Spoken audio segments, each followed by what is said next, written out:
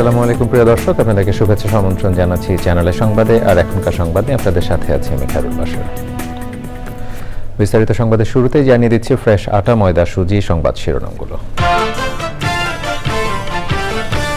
ইরানের সঙ্গে খুব শীঘ্রই যুদ্ধ শেষ করতে চায় ইসরায়েল, আরব মিত্রদের মাধ্যমে ইরানের কাছে যুক্তরাষ্ট্রের প্রস্তাব।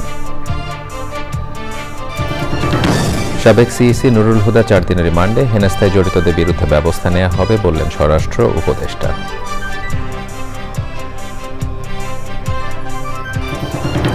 মবক্রেসির বিরুদ্ধে শক্ত অবস্থানে বিএনপি, পরস্পরের প্রতি সম্মানের রাজনীতি প্রতিষ্ঠা করাই দলের লক্ষ্য মন্তব্য। গত 3 নির্বাচনে শতভাগ ভোটার উপস্থিতির কেন্দ্রের তালিকা চেয়ে দুদকের চিঠি, গ্রেপ্তার সাবেক সিইসিকেও জিজ্ঞাসাবাদের সিদ্ধান্ত।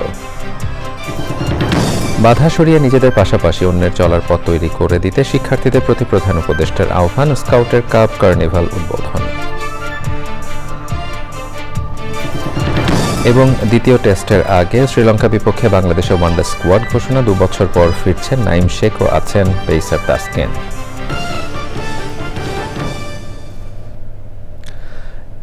প্রিয় দর্শক, এতক্ষণ সংবাদ শিরোনামগুলো জানাচ্ছিলাম। এখনকার সংবাদ আয়োজন একই সঙ্গে চ্যানেল আইয়ের ইউটিউব চ্যানেল এবং চ্যানেল আইয়ের ওটিটি প্ল্যাটফর্ম আইস্ক্রিনে লাইভ স্ট্রিমিং হচ্ছে। এবার নিয়ে যাচ্ছি বিস্তারিত সংবাদে। শুরুতেই ইরান ইসরায়েল যুদ্ধ।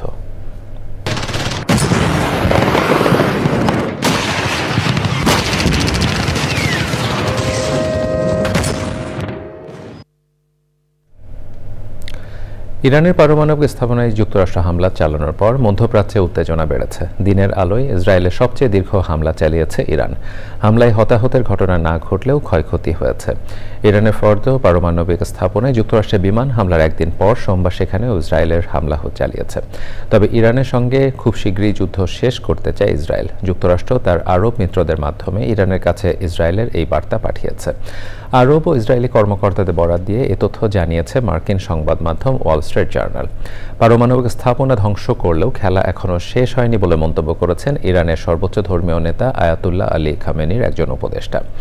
ইরানে শাসন ক্ষমতা পরিবর্তনের কথা বলেছেন মার্কিন প্রেসিডেন্ট ডোনাল্ড ট্রাম্প। বিশ্বজুড়ে মার্কিন নাগরিকদের জন্য সতর্কতা জারি করেছে যুক্তরাষ্ট্র। বিস্তারিত জাকিয়া আক্তারের রিপোর্টে। মধ্যপ্রাচ্য আঞ্চলিক 2 প্রতিদ্বন্দ্বী ইরান ও ইসরায়েলের মাঝে টানা 11 দিনের মতো হামলা পাল্টা হামলা চলছে। ইরানের বিপ্লবী গার্ডের আইআরজিসি সদর দপ্তরে হামলা চালানোর দাবি করেছে ইসরায়েলি সেনাবাহিনী। ফরাসি বার্তা সংস্থা এএফপি এই তথ্য জানায়। কাতার ভিত্তিক সংবাদ মাধ্যম আল জাজিরা জানিয়েছে, ইরানের রাজধানী তেহরানের বিভিন্ন অংশে বিশাল ধোঁয়ার কুণ্ডলী উড়েছে। এসব এলাকায় ইসরায়েলি বাহিনীর ব্যাপক হামলার খবর পাওয়া গেছে। ইরানের পশ্চিমাঞ্চল, পূর্বাঞ্চল ও মধ্যাঞ্চলের 6টি বিমানবন্দরে বিমান হামলা চালিয়েছে বলে দাবি করেছে ইসরায়েলের সামরিক বাহিনী। গত কয়েক ঘণ্টায় ইসরায়েলের বিভিন্ন জায়গায় 8টি ক্ষেপণাস্ত্র ছুড়েছে ইরান। এতে দখলদার দেশটি দক্ষিণাঞ্চলের বিদ্যুৎ কোম্পানির কৌশলগত স্থাপনা ক্ষতিগ্রস্ত হয়েছে এবং ওই এলাকায় বিদ্যুৎ সরবরাহ বাধাগ্রস্ত হয়েছে। ইসরায়েলি ওয়াইনেট বার্তা সংস্থার বরাতে এসব তথ্য জানিয়েছে আল জাজিরা। ব্রিটিশ সংবাদ মাধ্যম বিবিসি জানিয়েছে, ইরানের হামলার সময় প্রায় 35 মিনিট ইসরায়েলের দক্ষিণাঞ্চলে সাইরেন বেজেছে। ইরানে ইসরায়েল ও যুক্তরাষ্ট্রে চালানো হামলাকে বিনা উস্কানিতে আগ্রাসন বলে অভিহিত করেছেন রাশিয়ার প্রেসিডেন্ট ভ্লাদিমির পুতিন। চলমান এই সংঘাতে মস্কো ইরানি জনগণকে সহায়তা করার চেষ্টা করছে বলেও জানিয়েছেন তিনি। ইরানের 3 পারমাণবিক স্থাপনায় যুক্তরাষ্ট্রের সামরিক বাহিনীর হামলার পর রুশ প্রেসিডেন্টের সঙ্গে ইরানের পররাষ্ট্রমন্ত্রী আব্বাস আগারচির সঙ্গে বৈঠকে এসব কথা বলেন। এদিকে ইরানের Islamic Revolutionary Guard Corps IRGC যুক্তরাষ্ট্রকে আবারও হুমকি দিয়ে সংগঠনের মুখপাত্র বলেছেন, যুক্তরাষ্ট্র সরাসরি যুদ্ধ করেছে এবং ইরানের পবিত্র মাটিকে আঘাত করেছে। এর ফলে যুক্তরাষ্ট্রকে ভয়াবহ অনুশোচনা করার মতো অপ্রত্যাশিত পরিণতি ভোগ করতে হবে। Zakia Akter, channel I. এবারে অন্যান্য সংবাদ। রাজধানী শেরেবাংলা নগর থানায় বিএনপির করা মামলায় সাবেক প্রধান নির্বাচন কমিশনার KM নুরুল হুদাকে 4 দিনের রিমান্ডে দিয়েছেন আদালত। এ সময় আদালতকে নুরুল হুদা বলেন, নির্বাচনে কারচুপির দায় তার না, রিটার্নিং কর্মকর্তা থেকে শুরু করে আইনশৃঙ্খলা বাহিনী সহযোগিতা না করলে সুষ্ঠু নির্বাচন সম্ভব না। তাদের বিরুদ্ধে কোনো ব্যবস্থা নিয়েছিলেন কিনা আদালতের এমন প্রশ্নে নিশ্চুপ ছিলেন সাবেক সিইসি। স্থানীয় পর্যায় থেকে অভিযোগ না পাওয়ার দাবি করেন নুরুল হুদা। একই আদালত জামিন আবেদন নামঞ্জুর করে সাবেক এমপি সাবিনা আক্তার তুহিনকে জেল হাজতে পাঠানোর নির্দেশ দিয়েছেন। শহীদুল্লাহ রাজু রিপোর্ট।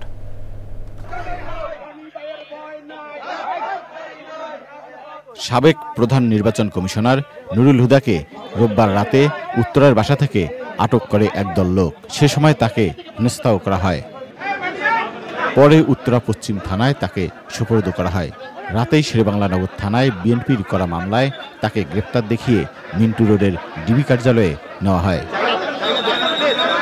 সোমবার কড়া নিরাপত্তার মধ্যে সাবেক প্রধান নির্বাচন কমিশনার নুরুল হুদাকে আদালতে নেওয়া হয়। সংসদ নির্বাচনে অবৈধ প্রভাব বিস্তার ও অপরাধমূলক ষড়যন্ত্রের অভিযোগ এনে আদালতে 10 দিনের রিমান্ড চায় রাষ্ট্রপক্ষ।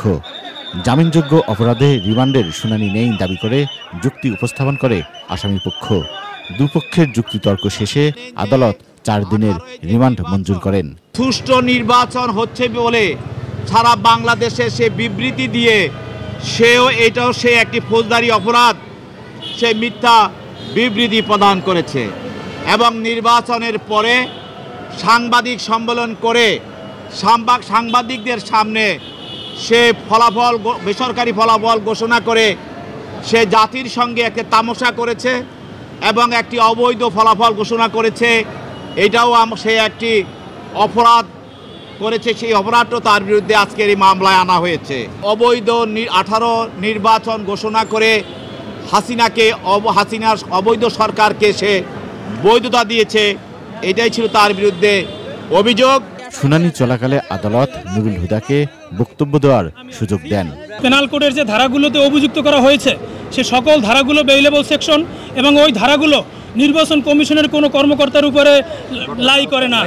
এবং আমরা বলেছি যে এই ধারাগুলো শুধু নির্বাচনের যে প্রার্থী এবং ভোটারদের উপরে এই ধারাগুলো বর্তায়। মাঠ পর্যায়ে থেকে কোনো অভিযোগ আমি পাইনি এবং এই যে দিনের ভোট রাতের কথা বলা হয়েছে, এই মর্মে বাংলাদেশের কোনো মিডিয়ায় এই মর্মে কোনো নিউজ প্রচারিত হয়নি বিধায় ওই নির্বাচনটি বৈধ নির্বাচন ছিল। পরে সাবেক এমপি সাবিনা আক্তার তুহিনের শুনানি হয়। শেরেবাংলা নগর থানার একটি বিস্ফোরক মামলায় তুহিনের জামিন নামঞ্জুর করে জেল হাজতে পাঠানোর নির্দেশ দেন আদালত। Shahidullah Raju, channel I, Dhaka. সাবেক সিইসি KM নুরুল হুদাকে হেনস্থার ঘটনা গ্রহণযোগ্য নয় বলেছেন স্বরাষ্ট্র উপদেষ্টা। তিনি বলেন, আইনশৃঙ্খলা রক্ষাকারী বাহিনীর কেউ জড়িত থাকলেও তার বিরুদ্ধে ব্যবস্থা নেওয়া হবে। গাজীপুরে মৌচাকে হর্টিকালচার সেন্টার পরিদর্শন শেষে কথা বলেন স্বরাষ্ট্র উপদেষ্টা। পরিবেশ উপদেষ্টা এ ঘটনার নিন্দা জানিয়ে বলেন, এই সরকার খুব একটা আদর্শ পরিবেশে দায়িত্ব গ্রহণ করেনি। বিস্তারিত জানাচ্ছেন রফিকুল বাশার। সাবেক প্রধান নির্বাচন কমিশনার KM নুরুল হুদার বিরুদ্ধে মামলা হওয়ার কয়েক ঘন্টা পর মব তৈরি করে তার উত্তরার বাসভবনে চড়াও হয় একদল মানুষ। সে সময় তাকে নানাভাবে হেনস্থা করে তারা। ওই সময় কেউ ফেসবুকে লাইভ করেন। এ সময় পাশে পোশাক পরা পুলিশ সদস্যদেরও দেখা যায়। আটকের সময় যেভাবে মব সৃষ্টি করে বিশৃঙ্খলা করা হয়েছে তা গ্রহণযোগ্য নয় বলে মন্তব্য করেছেন স্বরাষ্ট্র উপদেষ্টা। যেভাবে করা হয়েছে যে মব জাস্টিস, এটা হলো কোনো অবস্থায় গ্রহণযোগ্য না। ওনার সাথে যে একটা খারাপ দেখছেন ঠিক পাঠায় দিছে, এরকম কোনো অবস্থায় গ্রহণযোগ্য না। আইন শৃঙ্খলা বাহিনীর সামনেও ওনার উপরে করা হচ্ছে, এটার জন্য আমরা একটা তদন্ত করে দেখব। এটার সাথে যদি কোনো আইন শৃঙ্খলা বাহিনী জড়িত থাকে তাদের বিরুদ্ধে আমরা আইনানুগ ব্যবস্থা নেব। সচিবালয়ে সাংবাদিকদের প্রশ্নের উত্তরে ঘটনার নিন্দা জানান পরিবেশ উপদেষ্টা। আমরা খুব একটা আদর্শ পরিবেশে দায়িত্বভারটা গ্রহণ করি নাই এবং আমরা করলো এটা সবসময় শুনি। সে অর্থে আমাদেরকে কিন্তু ইস্যু ভিত্তিক কাজ করে যেতে হচ্ছে। আমরা চেষ্টা করছি যতটা নন ভায়োলেন্ট উপায়ে পারা যায় সকল বিক্ষোভটাকে অ্যাড্রেস করতে। এই মব জাস্টিস যেটা ঘটলো, মব অ্যাটেম্প্ট যেটা ঘটলো, এটাকে আমরা তীব্রভাবে নিন্দা জানাচ্ছি এবং আমরা আবারও বলছি যে আইনি প্রক্রিয়া গ্রহণের কাজটা স্বরাষ্ট্র মন্ত্রণালয় থেকে শুরু হয়েছে। অন্যান্য উপদেষ্টা ও বিভিন্ন স্তরের মানুষ সামাজিক যোগাযোগ মাধ্যমে সাবেক প্রধান নির্বাচন কমিশনারকে হেনস্থার নিন্দা ও সমালোচনা করেছেন। Rafiqul Bashar, channel I, Dhaka. BNP স্থায়ী কমিটির সদস্য আমির খসরু মাহমুদ চৌধুরী বলেছেন, মবক্রেসির বিরুদ্ধে শক্ত অবস্থানে বিএনপি চেয়ারপারসনের গুলশান কার্যালয়ে গণফোরাম ও এনডিএম এর সঙ্গে বৈঠক করেছে বিএনপি লিয়াজো কমিটি। বৈঠকের পর সাংবাদিকদের আমির খসরু বলেন, পরস্পরের প্রতি সম্মানের রাজনীতি প্রতিষ্ঠা করতে চায় বিএনপি। মবক্রেসি যারা করছে এটা তাদের ব্যক্তিগত ব্যাপার, বিএনপির কোনো ব্যাপার নয়। দেশে নিশ্চিতভাবে ফেব্রুয়ারিতে নির্বাচনের দিকে এগিয়ে যাচ্ছে বলেও মন্তব্য করেন তিনি।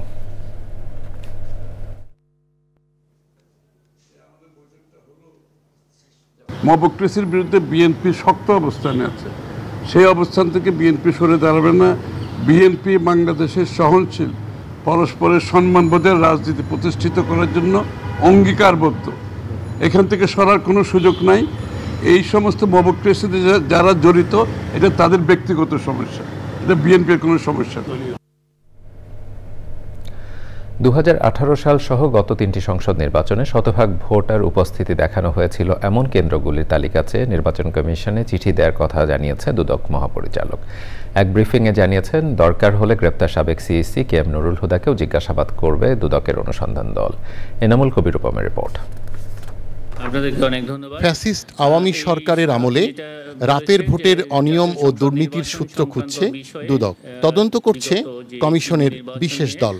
দুদকের প্রধান কার্যালয়ে ব্রিফিংয়ে এ নিয়ে সাংবাদিকদের প্রশ্নের জবাব দেন দুদকের ডিজি। জাতীয় সংসদ নির্বাচন সংক্রান্ত বিষয়ে বিগত যে 3টি নির্বাচন নিয়ে সন্ধান দল রেকর্ডপত্র সংগ্রহের জন্য অধিযাচনপত্র প্রেরণ করেছেন। দৃশ্যদের জিজ্ঞাসাবাদের ব্যবস্থা নেওয়া হবে। আমাদের কাছে তথ্য রয়েছে যে 13টা নির্বাচনী কেন্দ্রে শতভাগ নির্বাচন অফিস ও আরও অন্যান্য যেই প্রাসঙ্গিক দপ্তর রয়েছে সবগুলোতেই তারা পত্র যোগাযোগ করেছেন। রাজধানীর বসুন্ধরা আবাসিক এলাকা থেকে ডিবির হাতে আটক হওয়া ইসলামী ব্যাংকের ব্যবস্থাপনা পরিচালক মনিরুল মাওলাকে দুদকের মামলায় গ্রেপ্তার দেখিয়ে আদালতে পাঠানোর কথা জানানো হয় ব্রিফিংয়ে। ইসলামী ব্যাংকের অর্থ আত্মসাতের প্রায় 1092 কোটি টাকা আত্মসাতের জন্য যে মামলা রুজু হয়েছিল সে মামলা তিনি একজন আসামি ছিলেন। জ্ঞাত আয় বহির্ভূত সম্পদ অর্জনের অভিযোগে চাঁপাইনবাবগঞ্জের কার্যক্রম নিষিদ্ধ হওয়া আওয়ামী লীগ নেতা সাবেক এমপি জিয়াউর রহমানের বিরুদ্ধে মামলা দায়ের করেছে দুদক। Enamul Kabir Rupam, channel I, Dhaka. PR পদ্ধতিতে নির্বাচন সহ যেসব বিষয়ে দলগুলো একমত না হবে সেসব বিষয়ে গণভোট চাই জামাত ইসলামী। সোমবার রাজধানীর মগবাজারে দলের কেন্দ্রীয় কার্যালয়ে ডাক্তার শফিকুর রহমানের সাথে কানাডার হাইকমিশনার অজিত সিং এর বৈঠক শেষে সাংবাদিকদের কথা জানান দলটির নায়েবে আমির সৈয়দ আবদুল্লাহ মোহাম্মদ তাহের। তিনি বলেন, সুষ্ঠু নির্বাচন অনুষ্ঠানে অন্যান্য দেশকে সাথে নিয়ে কানাডা বাংলাদেশের পাশে থাকবে বলে বৈঠকে আশ্বাস দেন কানাডিয়ান হাইকমিশনার।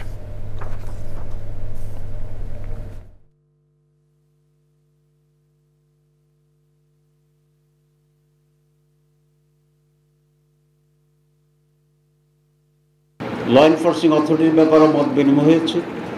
আমরা এগুলো বর্তমান সরকার এবং কমিশনের সাথে যাতে মত বিনিময় করে এবং প্রয়োজনে পৃথিবীর বিভিন্ন দেশে যে উদাহরণটি আছে যেই জাতিসংঘের অধীনে সুপারভিশনে নির্বাচন হওয়া, under the government of Bangladesh supervision would be by UN. এটা আমরা তাদেরকে বলেছি যে আমরা ওইটা অ্যাকসেপ্ট করতে রাজি আছি for the sake of the very fair election.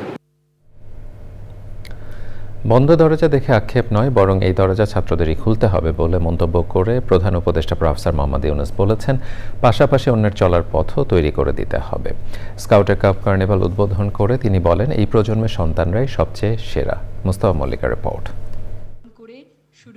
প্রধান উপদেষ্টার কার্যালয়ে স্কাউটের কাপ কার্নিভাল উদ্বোধন করেন প্রধান উপদেষ্টা প্রফেসর ডক্টর মোহাম্মদ ইউনূস। অনেকদিন পর স্কাউটের কোনো কার্যক্রমে অংশ নিয়ে প্রধান উপদেষ্টা বলেন, একসময় স্কাউটিংয়ে মগ্ন ছিলেন তিনি। আজকে বহুদিন পরে একটা স্কার্ট পরতে পারলাম, বেশ ভালো লাগলো। এটা শৈশবে কৈশোরে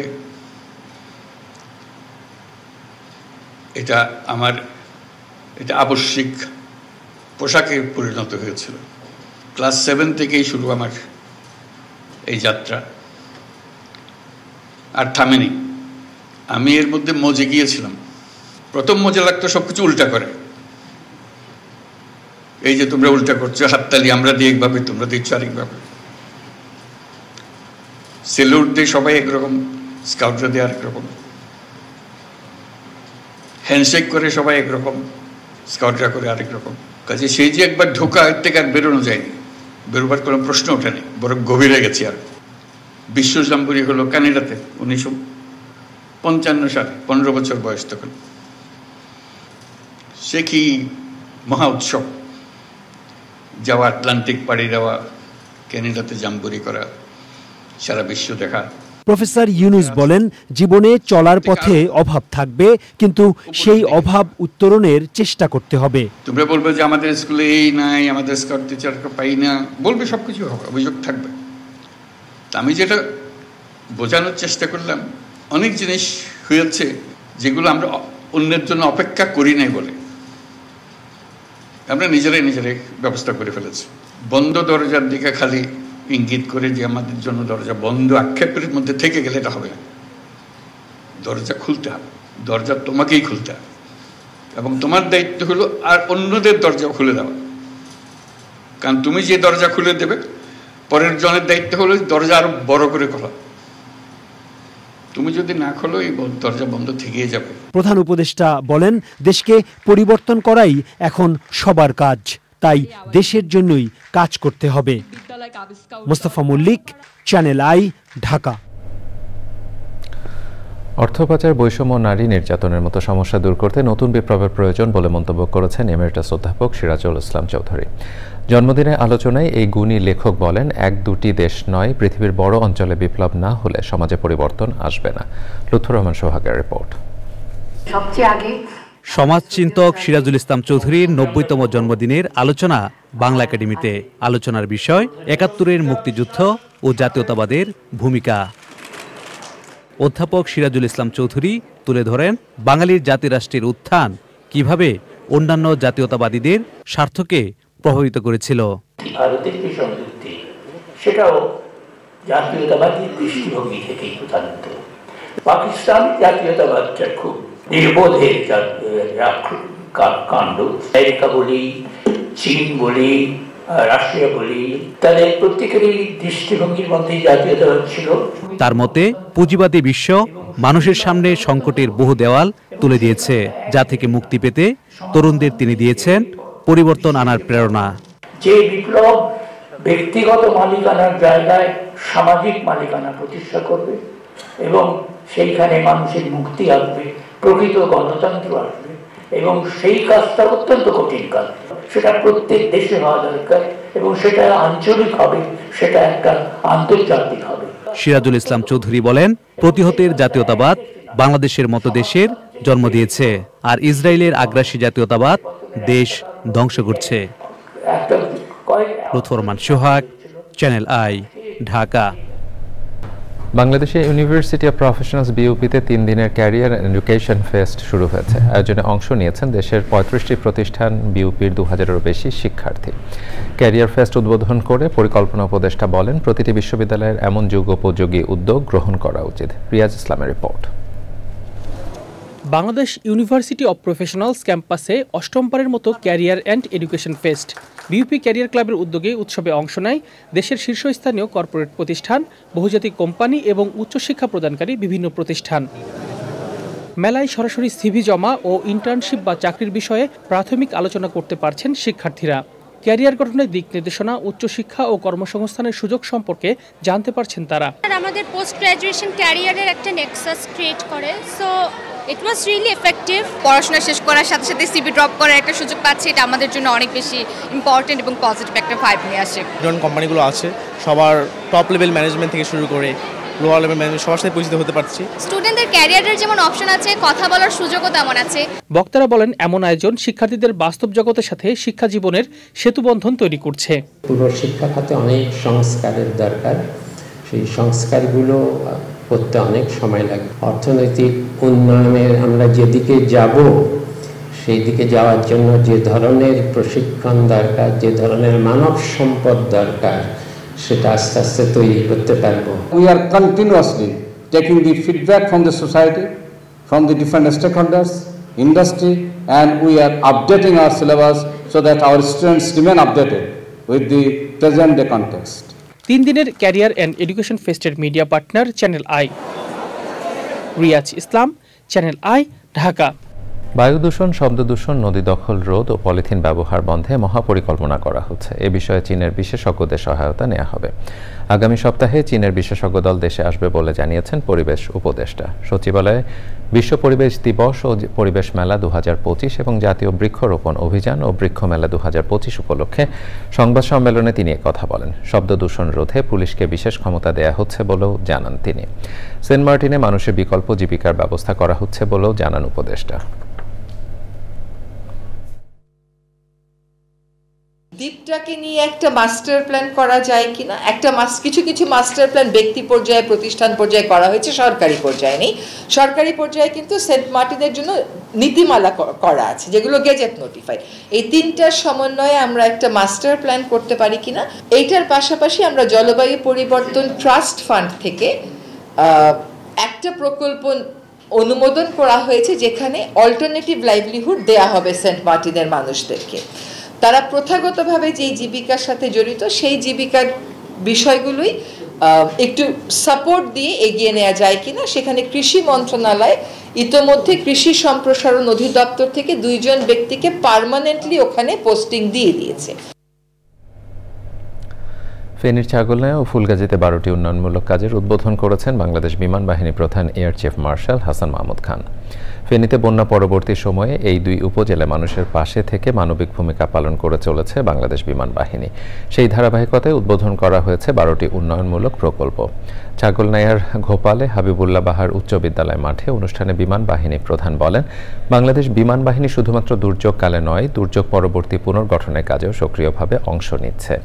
সহকারী বিমান বাহিনী প্রধান, বিমান বাহিনী ঘাঁটি বাসারের এয়ার অধিনায়ক, বিমান বাহিনীর ঊর্ধ্বতন কর্মকর্তা, ফেনী জেলা প্রশাসক সাইফুল ইসলাম, সামরিক ও অসামরিক কর্মকর্তাগণ, বিভিন্ন প্রতিষ্ঠানের শিক্ষক, শিক্ষার্থী এবং এলাকার গণ্যমান্যরা অনুষ্ঠানে উপস্থিত ছিলেন। এবারে নিটোলটাটা আন্তর্জাতিক সংবাদ।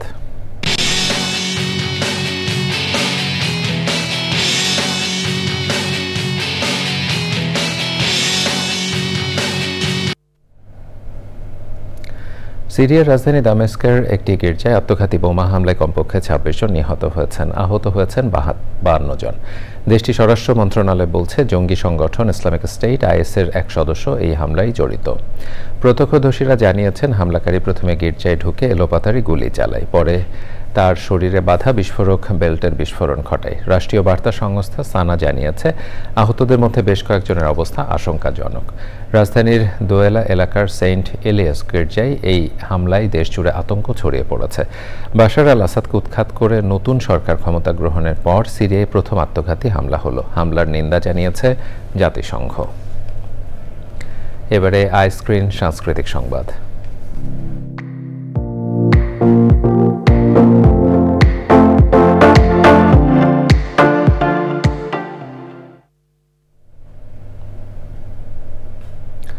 চট্টগ্রাম একাডেমি এবারে মমতাজ সবুর সাহিত্য পুরস্কার পেয়েছেন কবি খুরশিদ আনোয়ার। চট্টগ্রামে এক অনুষ্ঠানে কবি খুরশিদ আনোয়ারের হাতে পুরস্কার সম্মাননী চেক, সম্মাননা স্মারক ও সনদ তুলে দেয়া হয়। অনুষ্ঠানে বক্তারা বলেছেন, কবি খুরশিদ আনোয়ার 5 দশকেরও বেশি সময় ধরে সাহিত্য চর্চা করছেন।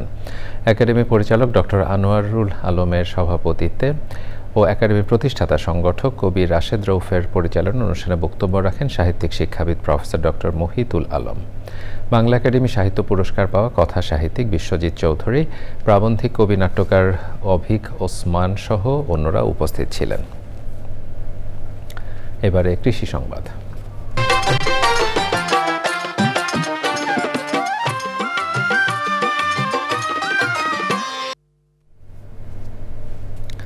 কোটি কোটি টাকা ব্যয় করে ফিলিপাইন থেকে আনা MD2 জাতের আনারসের চারা টাঙ্গাইলের কৃষকদের মাঝে তেমন সাড়া ফেলতে পারেনি। প্রকল্পটি এখন মুখ থুবড়ে পড়তে বসেছে। নানা অব্যবস্থাপনা ও এ বিষয়ে কৃষকের জ্ঞান না থাকার কারণে অনেকেই এই জাতের আনারস চাষে আগ্রহ হারিয়ে ফেলেছেন। মুসলিম উদ্দিন আহমেদের রিপোর্ট। চলতি মৌসুমে টাঙ্গাইলের ৭,৭৯৪ হেক্টর জমিতে আনারসের আবাদ হয়েছে। 2021-22 অর্থবছর থেকে 2023-24 অর্থবছর পর্যন্ত মধুপুরে 227 জন কৃষকের মাঝে প্রণোদনার মাধ্যমে 1,01,500 MD2 জাতের আনারসের চারা বিতরণ করা হয়। ব্যবস্থাপনার দুর্বলতার কারণে বিদেশ থেকে আমদানির সময় কন্টেইনারে অধিকাংশ আনারসের চারা নষ্ট হয়ে যায়। 2-3 মাস কন্টেইনারে থাকার পরে চারাগুলো অনেকটাই নষ্ট হয়ে গেছিল, যার জন্য প্রাথমিকভাবে অনেক চাষি এই চারা দিয়ে চাষ করে নিজেরাও হতাশ হয়ে গিয়েছিল। চারাটা তো আসলে আস্তে আস্তে চারাটা তো শক্তিশালী গায়ে থাকে না, গায়ে না থাকার কারণে চারাটা আমাদের খুব দুর্বল হয়ে যায়। MD2 আনারস আবাদে কৃষকদের পর্যাপ্ত জ্ঞান ও প্রশিক্ষণের প্রয়োজন বলে মনে করছেন সংশ্লিষ্টরা। সঠিকভাবে জেনে বুঝে এটা চাষাবাদ করতে পারলে এই ফলটা আসলে লাভজনক এবং সুস্বাদু। আনারসের চারাটা ভালো আছিল না, এদিকে ফল খুব একটা সুবিধা হয় নাই। কৃষকদের প্রশিক্ষণ ও প্রযুক্তিগত সহায়তা দেওয়ার কথা বলছে কৃষি বিভাগ। সাধারণত আমাদের দেশি ভ্যারাইটির যে আনারসের চোখগুলো হয় এগুলো ভিতরে হয়, কিন্তু MD2 আনারসের চোখটা বাইরে হয়। এটা প্রসেসিং করাটা সহজ। আর পাশাপাশি যে MD2 এর আনারসের একটা মূল বৈশিষ্ট্য হচ্ছে যেটা কাঁচা অবস্থা খাওয়া যায় এবং এটা ফ্লেভারটাও ভালো। সুপার সুইট খ্যাত MD2 আনারস বিশ্ববাজারে অত্যাধিক চাহিদা সম্পন্ন একটি ফল। সুস্বাদু পুষ্টিগুণে ভরা এ ফলের চাহিদা দিন দিন বাড়ছে। পরিকল্পিতভাবে MD2 আনারস আবাদ করা হলে বিদেশে রপ্তানির মাধ্যমে প্রচুর বৈদেশিক মুদ্রা আয় করা সম্ভব বলে মনে করছেন সংশ্লিষ্টরা। টাঙ্গাইলের মধুপুর থেকে মুসলিমউদ্দিন আহমেদ, চ্যানেল আই। এবারে প্রকৃতি সংবাদ।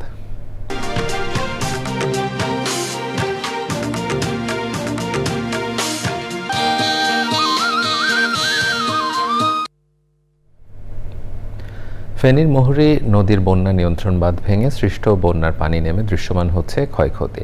আর্থিক ক্ষতির পাশাপাশি বন্যায় বিপর্যস্ত পরিবেশ প্রতিবেশও। পরিস্থিতির উন্নয়নে জিও ব্যাগ ফেলে বাঁধ মেরামতের কাজ শুরু করেছে পানি উন্নয়ন বোর্ড। তবে ক্ষয়ক্ষতি এড়াতে টেকসই বাঁধ নির্মাণের দাবি স্থানীয়দের। ফেনী প্রতিনিধি রবিউল হক রবির তথ্য ভিডিও চিত্রে আফরোজা হাসির রিপোর্ট। টানা বর্ষণ ও উজান থেকে নেমে আসা পাহাড়ি ঢলের তীব্র চাপে 19 জুন রাতে ভেঙে যায় ফুলগাজী উপজেলার মুহুরী নদীর বন্যা নিয়ন্ত্রণ বাঁধ। এতে প্লাবিত হয় উত্তর বরইয়া সহ কয়েকটি গ্রাম। ক্ষতিগ্রস্ত হয় বাড়িঘর, রাস্তাঘাট, ভেসে যায় পুকুরের মাছ এবং পোল্ট্রি খামার। পানি নেমে যাওয়ায় গ্রামগুলোতে দৃশ্যমান হচ্ছে বন্যা পরবর্তী ক্ষয়ক্ষতির চিত্র। এই 2-4 দিন 5 দিন পর্যন্ত জলের ভিতরে থাকি, অসুখ হয়ে যায়। এটা নখ বাড়লে আমরা তো জ্বালাসান দিয়ে বইতে, আমরা কৃষক মানুষ, আমরা কৃষক করলে কাম কই বন জঙ্গল করে একবারে নদীটাকে ছোট করে ফেলছি আপনার। এখন বর্ষাকালে যখন জল ধারণ ক্ষমতা থাকে না তখন বাঁধ প্রত্যেকবারে ভাঙে যায়। আমাদেরকে ত্রাণ না দিয়ে আমাদের যদি নদীর এটা ভালো করে সংস্কার করে তাহলে হয়তো আমরা একটু শান্তিতে বসবাস করতে পারবো। টেকসই বাঁধ চাই, আমরা কোনো ত্রাণ চাই না। বন্যা ঠেকাতে জরুরি ভিত্তিতে জিও ব্যাগ ডাম্পিং সহ বাঁধ মেরামতে নেওয়া হয়েছে প্রয়োজনীয় উদ্যোগ। সব প্রস্তুতি সম্পন্ন হয়েছে। আমাদের জিও ব্যাগ যেটা ফিলিং হয়েছে সেটা গোনার জন্য একটা স্থানীয়ভাবে কমিটি আছে, যেখানে জেলা প্রশাসনের একজন সদস্য থাকে এই কমিটিতে। এছাড়া জিও টিউবটাও কাউন্টিং করবে কমিটি। প্রত্যেকটা জিনিসই এখানে স্বচ্ছতার সাথেই করা হবে। তবে দফায় দফায় বন্যা আর জলাবদ্ধতা থেকে পরিত্রাণে স্থায়ী ও টেকসই বাঁধ নির্মাণের দাবি ভুক্তভোগীদের। আফরোজা হাসি, প্রকৃতি ও জীবন ডেস্ক, চ্যানেল আই। এবারে ঢাকা ব্যাংক পিএলসি বাণিজ্য সংবাদ।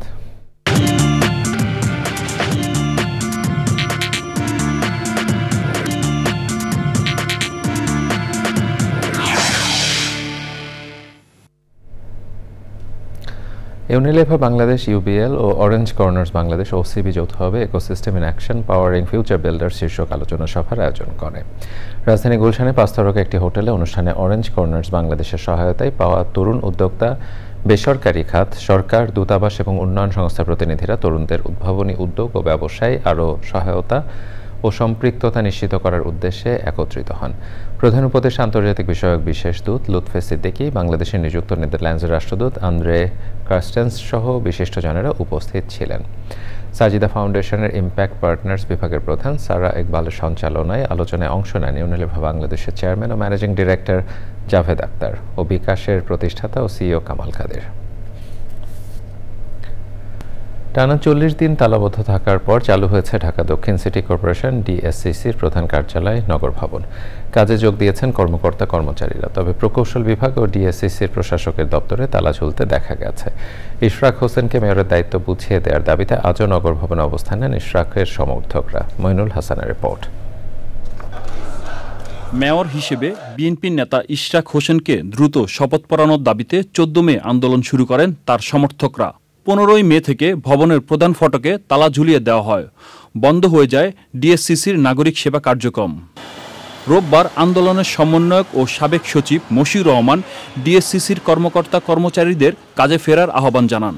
সোমবার সকালে নগর ভবনে শুরু হয় কার্যক্রম। প্রশাসনের কাছে দাবি করব অনতি বিলম্বে যেন নাগরিক সেবাটা পুরো দমে চালু হয়। যথেষ্ট আন্তরিক ছিলেন ওনারা, মানে এই আন্তরিকতা আগে দেখি নাই। আসছি হোল্ডিং ট্যাক্স দিতে, আমার কোনোভাবে কোনো হয়রানি হয়নি, আজকেও হয়নি, গেছি 5 মিনিটের মধ্যে দেওয়া হয়ে গেছে। সাধারণ মানুষ এখন যে সেবাটা পাচ্ছে এটা তো স্বাভাবিক। এখন সবকিছু যেহেতু ওপেন, তাদের কাজ চলমান আছে, তারা আলহামদুলিল্লাহ এখন সন্তুষ্টি বোধ করবে। ইশরাককে মেয়র হিসেবে শপথ পড়ানো ও উপদেষ্টা আসিফ মাহমুদের পদত্যাগের দাবিতে নগর ভবনে অবস্থান কর্মসূচি করেন ইশরাক সমর্থকরা। আমরা জোর করে রায় নিয়ে নেই কাউকে, আমাদের কোর্ট সর্ব রায় দিয়েছে তাকে, দেওয়ার পরেও তিনি তাকে বসাতে চাচ্ছেন না কেন? ঢাকাবাসী জানতে চায় যে এই আসিফ ভুঁইয়া কেন ইশরাক হোসেনকে তার শপথ করানো হচ্ছে না। 27 মার্চ আগের ফলাফল বাতিল করে বিএনপির মেয়র প্রার্থী ইশরাক হোসেনকে ঢাকা দক্ষিণ সিটির মেয়র ঘোষণা করেন আদালত। ইশরাককে মেয়র উল্লেখ করে 27 এপ্রিল গেজেট প্রকাশ করে নির্বাচন কমিশন। তবে তাকে মেয়রের দায়িত্ব বুঝিয়ে না দেওয়ায় শুরু হয় আন্দোলন। মনির হাসান, চ্যানেল আই, ঢাকা। ঠাকুরগাঁওয়ের বালিয়াডাঙ্গি উপজেলায় সানগাঁও গ্রামে স্থানীয়দের সহায়তার বিরল প্রজাতি বুনো ময়ূর উদ্ধার করেছে বন বিভাগ। এর আগে ফতেপুর গ্রামে আরেকটি ধূসর ময়ূর উদ্ধার করা হয়। ধারণা করা হচ্ছে ভারত সীমান্ত পেরিয়ে খাবারের সন্ধানে এসেছিল পাখি দুইটি। উপজেলা নির্বাহী কর্মকর্তা পলাশ কুমার দেবনাথ জানান, গ্রামবাসী তাড়া খেয়ে ময়ূর দুটি অসুস্থ হয়ে পড়ে। প্রাথমিক চিকিৎসা শেষে দিনাজপুরের রামসাগর জাতীয় উদ্যানে নেওয়ার প্রকৃতিতে অবমুক্ত করা হয়। সরকারি চাকরি সংশোধনী অধ্যাদেশ 2025 বাতিলের দাবিতে 2 ঘণ্টা কর্মবিরতি পালন করেছে সচিবালয় কর্মকর্তা কর্মচারী ঐক্য ফোরাম। পরে সচিবালয়ের জনপ্রশাসন মন্ত্রণালয় লাইব্রেরিতে তারা অবস্থান নেন। অধ্যাদেশ বাতিল না হওয়া পর্যন্ত আন্দোলন চালিয়ে যাওয়ার ঘোষণা দেন ঐক্য ফোরামের নেতারা। তবে মঙ্গলবার সচিবালয়ে কোনো কর্মসূচি দেওয়া হয়নি।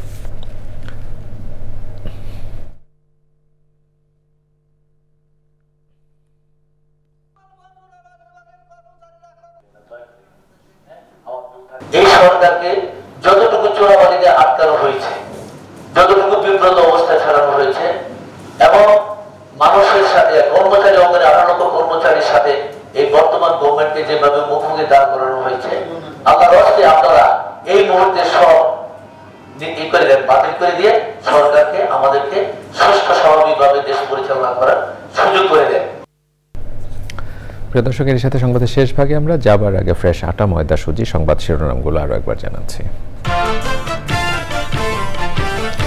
ইরানের সঙ্গে খুব শীঘ্রই যুদ্ধ শেষ করতে চায় ইসরায়েল। আরব মিত্রদের মাধ্যমে ইরানের কাছে যুক্তরাষ্ট্রের প্রস্তাব।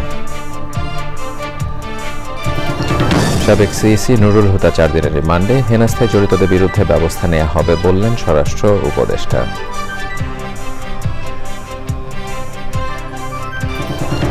মবক্রেসির বিরুদ্ধে শক্ত অবস্থানে বিএনপি। পরস্পরের প্রতি সম্মানের রাজনীতি প্রতিষ্ঠা করাই দলের লক্ষ্য মন্তব্য।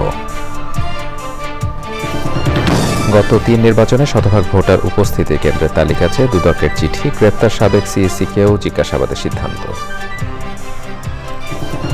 বাধা সরিয়ে নিজেদের পাশাপাশি অন্যের চলার পথ তৈরি করে দিতে শিক্ষার্থীদের প্রতি প্রধান উপদেষ্টার আহ্বান। স্কাউটের কাপ কার্নিভাল উদ্বোধন। এবং দ্বিতীয় টেস্টের আগে শ্রীলঙ্কার বিপক্ষে বাংলাদেশের ওয়ানডে স্কোয়াড ঘোষণা। 2 বছর পর ফিরেছেন নাইম শেখ ও আছেন পেসার তাসকিন।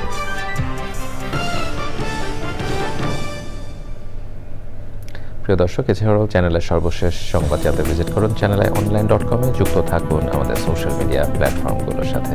এতক্ষণ চ্যানেলের সংবাদের সাথে থাকবার জন্য সকলকে ধন্যবাদ জানিয়ে বিদায় নিচ্ছি। শুভেচ্ছা।